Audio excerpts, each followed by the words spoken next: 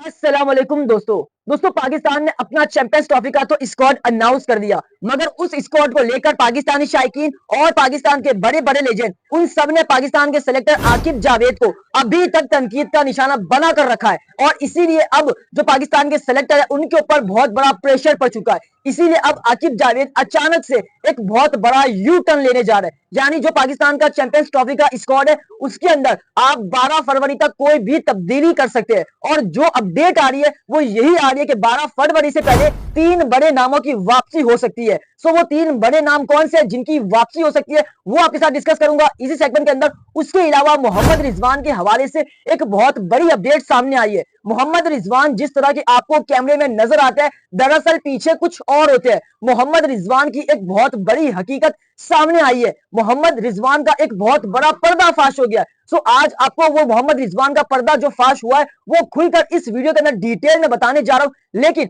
उससे पहले मेरी आप तमाम फैंस से रिक्वेस्ट है कि आप तमाम फैंस मेरी वीडियो को एंड तक लाजमी देखना, ताकि जो मोहम्मद रिजवान का बहुत बड़ा पर्दाफाश हुआ है वो आप जान सके। और उससे पहले आप तमाम फैंस से रिक्वेस्ट है कि आप तमाम फैंस मेरी वीडियो को लाइक, चैनल को सब्सक्राइब लाजमी करें। और आप सबका मैं दिल से शुक्रिया अदा करता हूं कि आप मेरी वीडियो के लिए टाइम निकालते हैं। सबसे पहले मैं आपके लिए एक सवाल रख देता हूं, जैसा कि जो पाकिस्तान के अंदर फहीम अशरफ सबसे बड़ा नाम जिसकी कोई परफॉर्मेंस नहीं, जिसने कोई पाकिस्तान के अंदर हाल ही के अंदर क्रिकेट नहीं खेली, लेकिन उसके बावजूद वो पाकिस्तान टीम में आ गया। तो अब आप फहीम अशरफ की रिप्लेसमेंट किसको देखते हैं, यानी फहीम अशरफ की जगह आप किसको पाकिस्तान के स्क्वाड में शामिल करना चाहते हैं, इस बारे में उस बॉलर का या उस बैट्समैन का नाम हमारे साथ लाजमी शेयर करना। दोस्तों सबसे पहले बात करते हैं मोहम्मद रिजवान का। जो सच सामने आया, मोहम्मद रिजवान की जो हकीकत बड़ा पर्दाफाश हुआ है वो आपके साथ डिस्कस करेंगे। उसके बाद बात करेंगे कि जो पाकिस्तान का चैंपियंस ट्रॉफी का स्क्वाड है उसके अंदर 12 फरवरी से पहले 3 बड़े नामों की वापसी हो सकती है।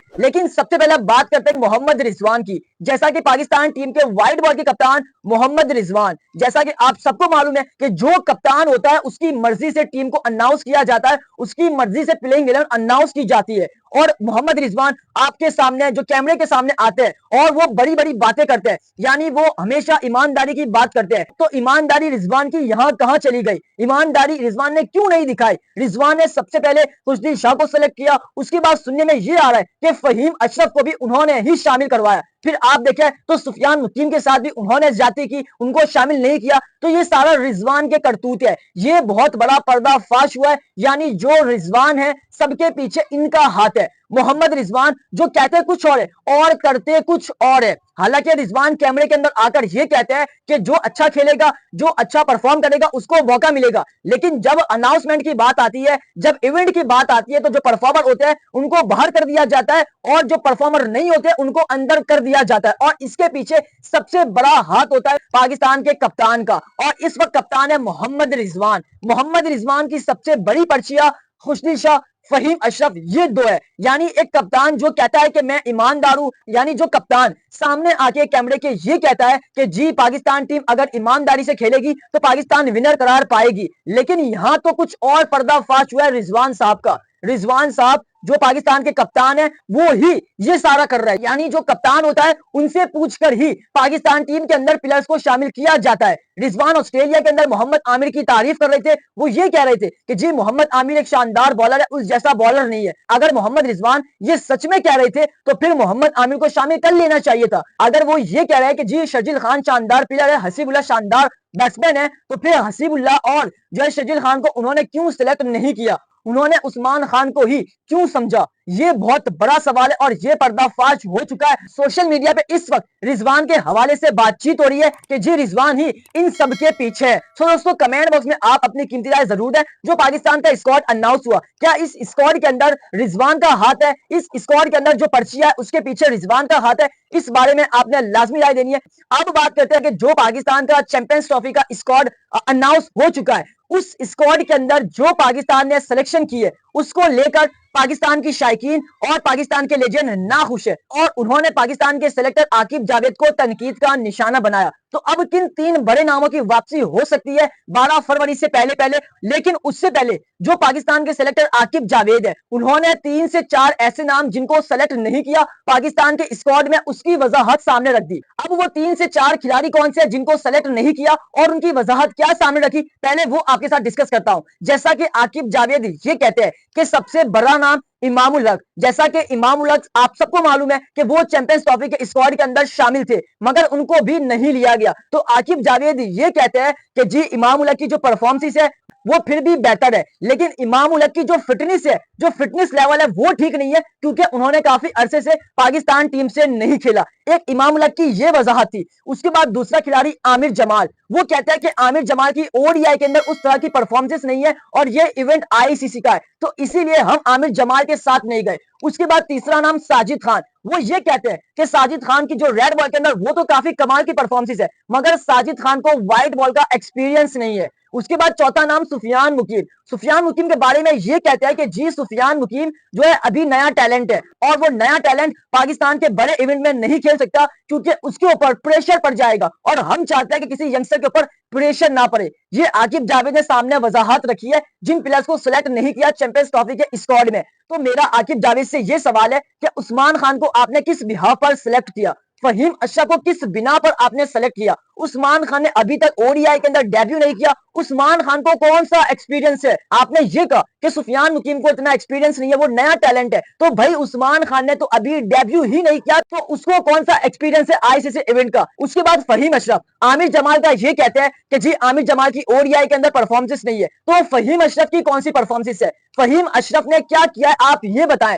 फहीम अशरफ ने ना डोमेस्टिक खेला है, ना आप उसकी परफॉर्मेंस देकर कुछ बेहतर है। उसकी ओडीआई के अंदर 9 की एवरेज है, बॉलिंग के अंदर 100 की एवरेज है, तो आपने आमिर जमाल जैसे ऑलराउंडर को पीछे रख दिया और फहीम अशरफ को कंसीड कर दिया। तो ये फहीम अशरफ और उस्मान खान इन दोनों की जगह नहीं बनती थी, और अब आकिब जावेद एक बहुत बड़ा यू टर्न लेने जा रहा है, यानी 3 बड़े नामों की वापसी हो सकती है पाकिस्तान के चैंपियंस ट्रॉफी के स्क्वाड में 12 फरवरी से पहले पहले, क्योंकि 12 फरवरी आखिरी डेट है। और आकिब जावेद का आप सबको मालूम है कि जब वो पाकिस्तान के सिलेक्टर बने थे तो वो बड़ी बड़ी बातें कर रहे थे कि जी हम किसी भी यंगस्टर के साथ ज्यादती होने नहीं देंगे, अगर कोई खिलाड़ी परफॉर्म करेगा तो वो टीम में होगा, अदरवाइज वो टीम से आउट हो जाएगा, चाहे वो सीनियर हो या जूनियर हो। तो अब आकिब जावेद को क्या हो गया है? तो इसी बेस पर पाकिस्तानी शायकीन, पाकिस्तान के लेजेंड आकिब जावेद को तनकीद का निशाना बना रहे कि जी आप तो बड़ी बड़ी बातें करते थे, अब क्या हो गया? और अब आकिब जावेद यू टर्न ले सकते हैं और 3 बड़े नामों की वापसी हो सकती है चैंपियंस ट्रॉफी के स्क्वाड में। कौन से 3 बड़े नाम है जिनकी वापसी हो सकती है,